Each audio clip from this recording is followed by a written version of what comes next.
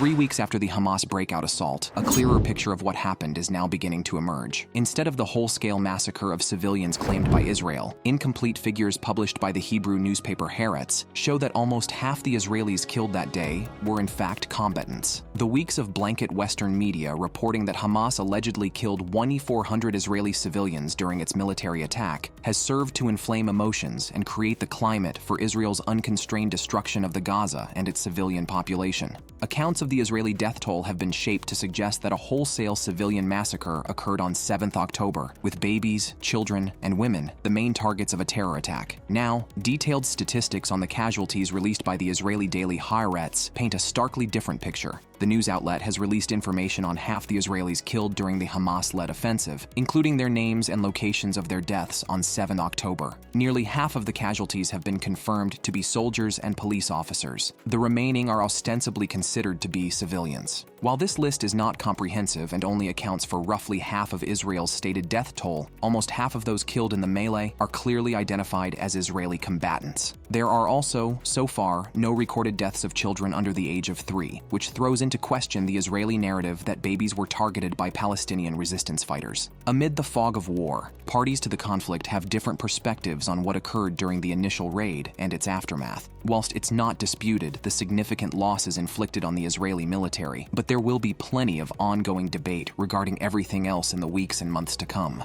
The Arab Organization for Human Rights in the UK called for national and international prosecution of officials from the US, UK, France, Germany, and other countries who provided military and political support for the genocide committed in the Gaza Strip.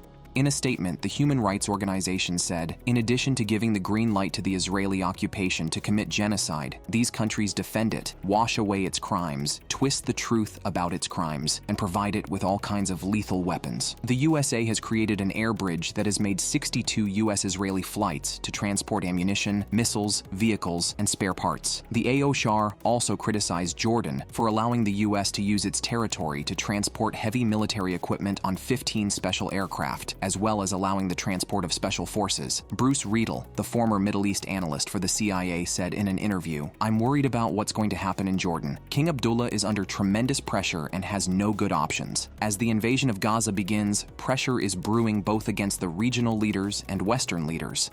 The U.S. Secretary of State, Antony Blinken, has reportedly asked Qatar to moderate Al Jazeera's coverage of Israel's war against Hamas during a visit to the Qatari capital, Doha, on 13th October, as he embarked on a frantic round of diplomacy. The foreign interference came amid concerns within the Biden administration that the channel is inflaming public opinion and heightening the risks of a wider conflict. Blinken raised the satellite news channel's coverage with the Qatari Prime Minister, which U.S. diplomats disclosed in a meeting with Israeli officials. The U.S. administration's concern over the network reflects the high impact its coverage has on public opinion in the Arab world. Al Jazeera is one of the few news organizations with a functioning bureau in Gaza, enabling it to report on the destructive impact of Israel's heavy bombardment of the territory. With Israel and its allies losing the information war, the U.S. is resorting to illiberal acts to win the propaganda war.